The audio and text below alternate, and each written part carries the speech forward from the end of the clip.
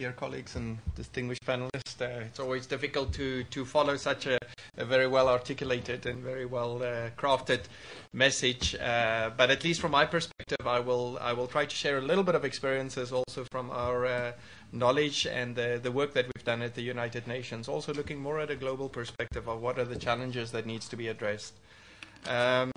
However, when I sit at a summit like this, specifically at education, I'm often reminded I come from a family which I'm very fortunate of, where education was always highly prized, both at a personal level but also at a professional level. I was fortunate that both my parents were teaching and professors at a university. But I remember actually the one education experience that sits with me is when I was actually at university and I was returning home from my first year at university. And as I walked into the door, actually our neighbor was sitting with my father, and this was just for a short weekend break that I had gone with. And as I walked into the door, the neighbor turned to my father and he said, Jaco, which is my father's name. So how is Jaco making it at university? And before I could respond, because I thought I was the right one to respond, my father jumped in and said, no, he's not making it. I am making it. He is spending it. So I think some of the lessons learned also about higher education and how it works is very relevant to that. I'm glad that I've kind of moved on, at least in the perception of my father, that I'm not only spending it but probably making it now as well. But I think similar challenges are faced by many of us also in terms of education and the long development that we have to do in that.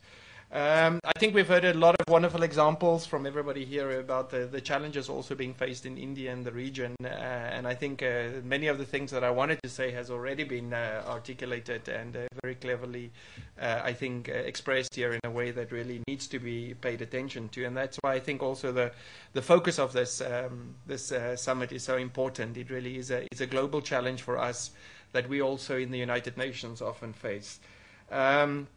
And specifically for us, we look at the role, obviously, in the value of how it will meet the MDGs. India, we often say, is the world cannot meet the MDGs if India doesn't meet the MDGs. India is such an important and such a large country in terms of the global perspective that really issues such as universal education and other challenges can only be accomplished if India really meets those goals. If not, the world will always have difficulty meeting those global MDGs. And therefore, I think for us as development practitioners, but I think also as most of us are parents often, the value of education is obviously important in this role. And I think what we have learned at the United Nations, that it's not only a human right that everybody is entitled to. It's also it contributes to reducing poverty. If you don't address education, you can't address poverty. It's linked obviously to employment generation. It's addressed to marginalized groups, whether it is women or people living with disability. These are all areas from a development perspective where we sit in the United Nations Development Program that cannot be met if quality of education, the rights to education, and access to education for all are not addressed in many of our societies and globally. I think, having said that, we already heard many of the real challenges that we are faced with, and maybe I can just highlight a little bit from where we're sitting at a global perspective. I'm relatively new to India, so listening to many of these panelists is always a fascinating insights for me and a learning process as well. So I very much appreciate always what the previous speakers have said. But I think what we have really learned also through the global challenges is that low student enrollment, absenteeism from teachers, and underperforming schools continue to hamper the progress of the development agenda globally. Our experiences indicated that children living in rural areas, specifically as was mentioned also here in India, specifically girls, as well as from urban slums, children with disabilities, and child laborers from a minority group often are the ones that face the biggest challenges. And this is also the case here, I think, in South Asia and in many other countries around the region. Therefore, for South Asia, the gains in education are critical not only for the region but also for the world. The region needs well-educated and a skilled workforce, and if these things are not really addressed, it is really important in this region that those things are also contributing to the larger development changes that we see globally. It's interesting, I was just looking at some of the facts. South Asia region represents 23% of the world population. It has the world's largest working age population. A quarter of the world's middle class consumers are found in Southeast Asia, and also the largest number of poor and undernourished people are found in South Asia. Therefore, I think this dichotomy between what both the challenges that there are, but also the huge potential and opportunities are really central to solving some of these education challenges, and why this region is so central to those areas.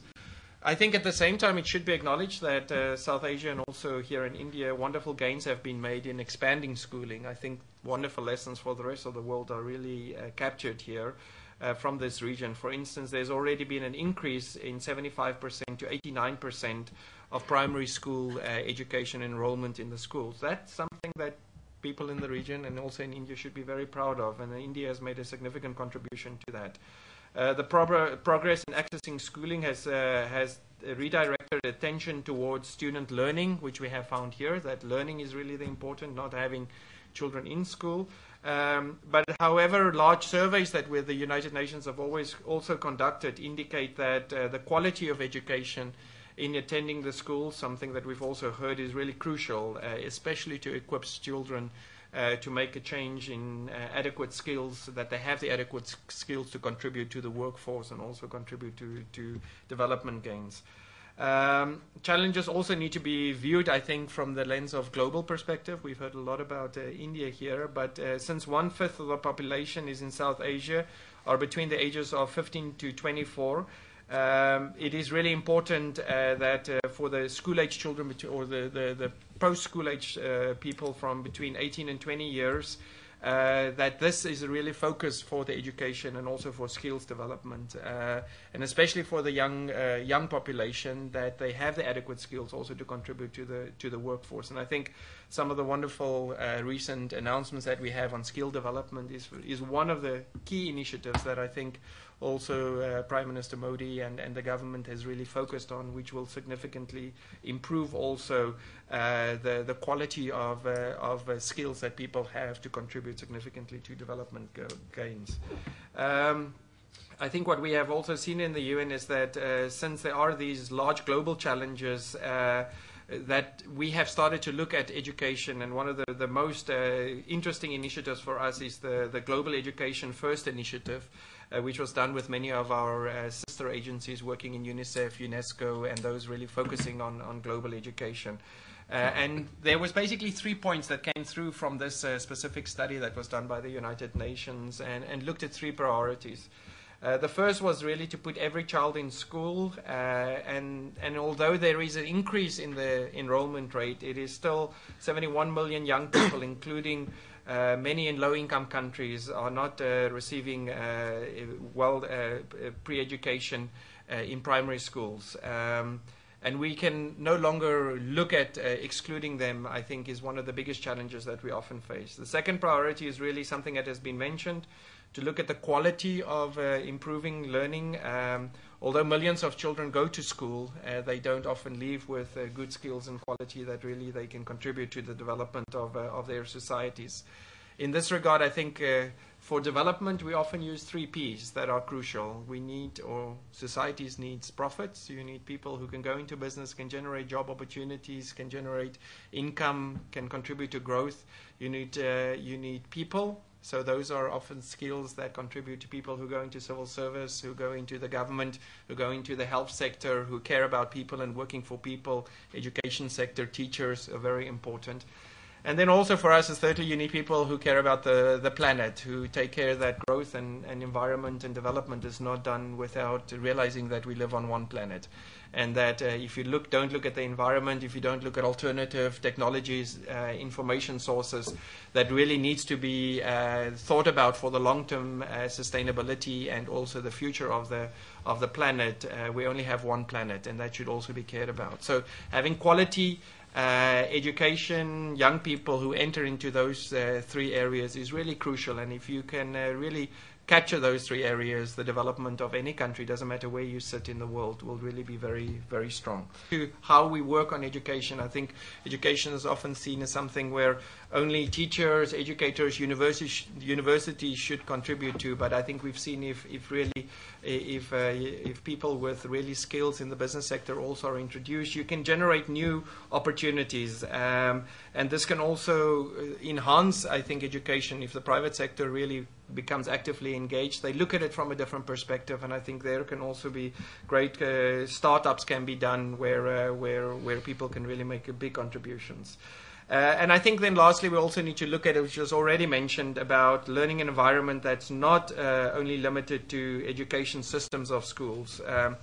And I think this is so true. Innovation is, yes, I mentioned about technology, but it's not only about technology. It's also about, innovation is really about improving the approach to education, and we need to deliver education that really promotes creative thinking and great innovative citizens.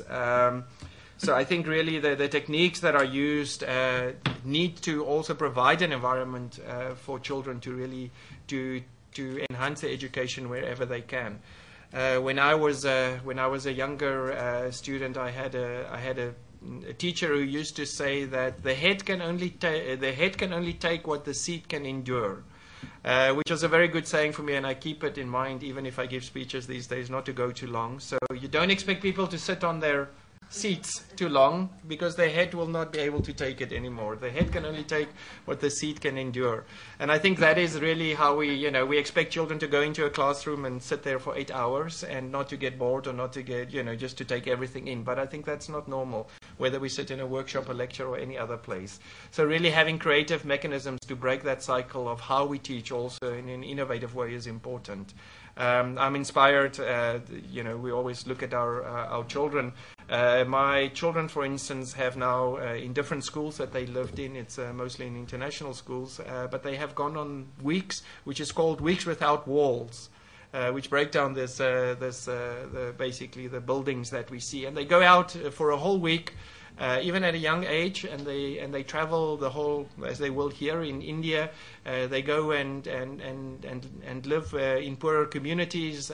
They go and see cultural events. They go and travel to parts of India that really they can see nature in different forms.